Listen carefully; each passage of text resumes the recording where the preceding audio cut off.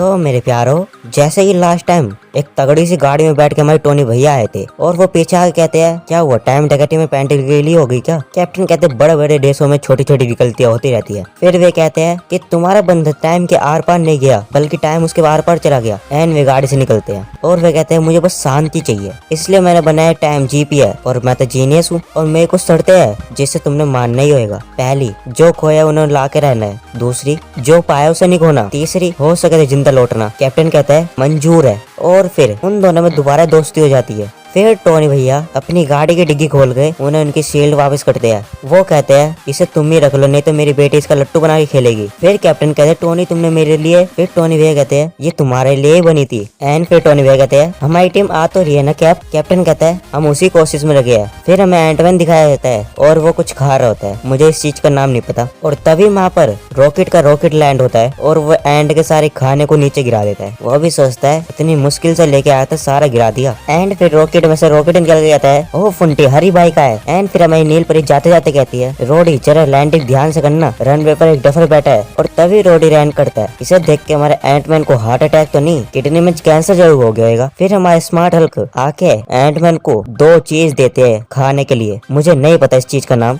And फिर वे जाते हैं नॉर्वे, जहाँ पर है न्यू एसगार्ड। फिर रॉकेट ट्रक से उतर के कहता है ना सोने का महल है ना चमचमाता बाइफ्रोस, ये क्या फालतू एसगार्ड है। फिर हल्क कहता है ऐसा मत कहो, पहले उन्होंने अपना घर खोया, फिर अपने आड़े लोग भी खो दिए। फिर वो कहता है शुक्र है इन्हें घर मिल गया। फिर वैल्कनी पीछे से कहते हैं यहाँ नहीं आना चाहिए था। फिर हरी भाई कहते हैं गुस्सा है हंटर वाली वैल्कनी। रॉकेट कहता है 5 लाख डालनी। फिर वैल्कनी कहते हैं वो तुमसे नहीं मिलेगा, वो हमसे 1 महीने में एक बार मिलता है जब उसे राशन चाहिए होता है। हरी भाई कहते हैं इतना बुरा हाल। एंड रॉकेट उसके घर पे जाता है, गेट बजाता रहता है और गेट खोल देता है वो। फिर रॉकेट कहता है क्या यहाँ तो चूहा मरा है, ओ कितनी बदबू। फिर थोर की आवाज आती है। थोर कहते केवल वाले भैया आए क्या? फिर हमें मोटा थोर दिखाया जाता है, क्या बना दिया मार्वल इसका। हरी भाई कहते थोर पीछे मुड़ के देखता है, ओ मेरे दोस्त आया ये। एंड वो हरी भाई से गले मिलता है और फिर रॉकेट से भी गले मिलता है। रॉकेट कहता है चेहरा ठंड रख, तेरे 6 पैक अब तो फैमिली पैक बन चुके हैं। हरी भाई कहते हैं हमें तुम्हारी मदद चाहिए, हमें एक उम्मीद दिखी है सब ठीक करने की। थोर कहता है ठीक तो बस केवल वाले भैया कर सकते हैं। हरी भाई कहते हैं जो थैनोस ने किया। थोर कहता है उसका नाम मत लेना दोबारा मेरे पास। हरी भाई कहते हैं जरा कॉलर पे से हाथ हटा। हरी भाई कहते हैं जान तो तुम्हें डर लगता है उसके नाम से। थोर कहता है मैं क्यों डरने लगा उससे, तुम्हें पता है मैंने मारा था उसे,